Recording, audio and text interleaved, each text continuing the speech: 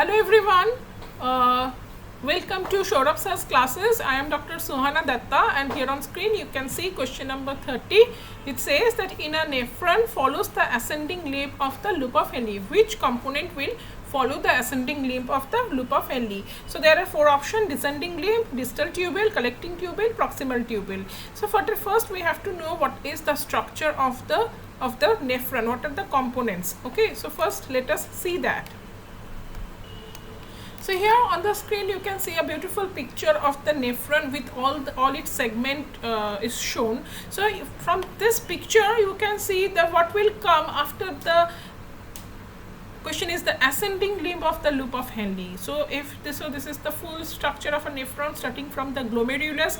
Then there are three types of tubule, that is the proximal tubule, that is the distal tubule, and it's the collecting duct.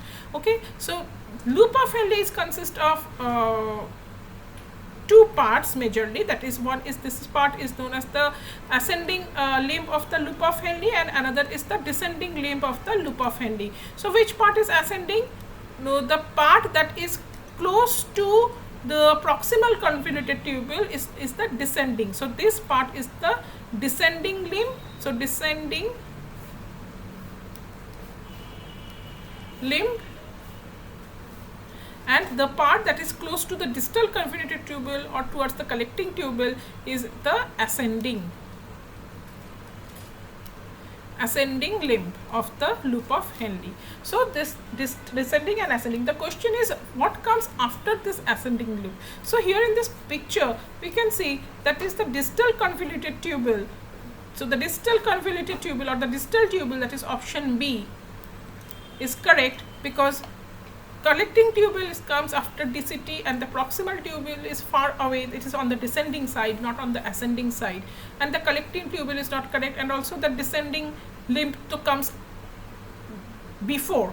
So it is question is which follows, that is comes after. So the comes after is the only option is distal convoluted tubule, that is B is the correct option. And you know this descending and ascending the loop of Henle, the function is for the countercurrent mechanism, that the function countercurrent mechanism of concentrating the urine. So there are certain features of this descending and ascending. So the descending limbs, they are permeable to water, and the water moves out into the lumen from the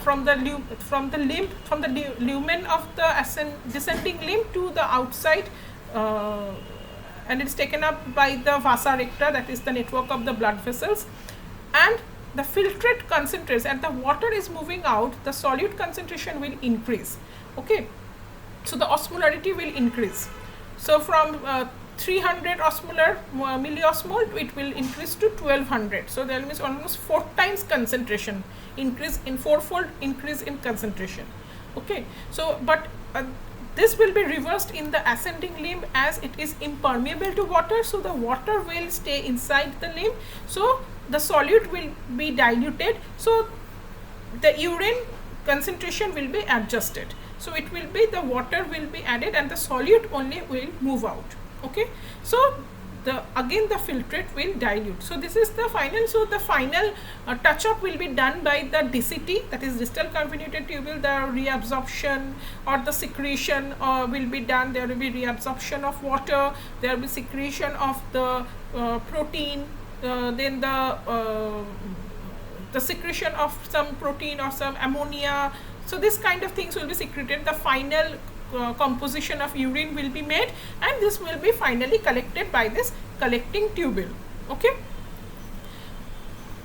which will finally reach to the pelvic to the pelvis. Okay, so that is the urinary bladder, finally reach to the urinary bladder. Okay, so this is the option. So this is the mechanism of the nephron, how it works, and you have to know the parts of it. Okay, so hope this answer is you understand this question. Thank you.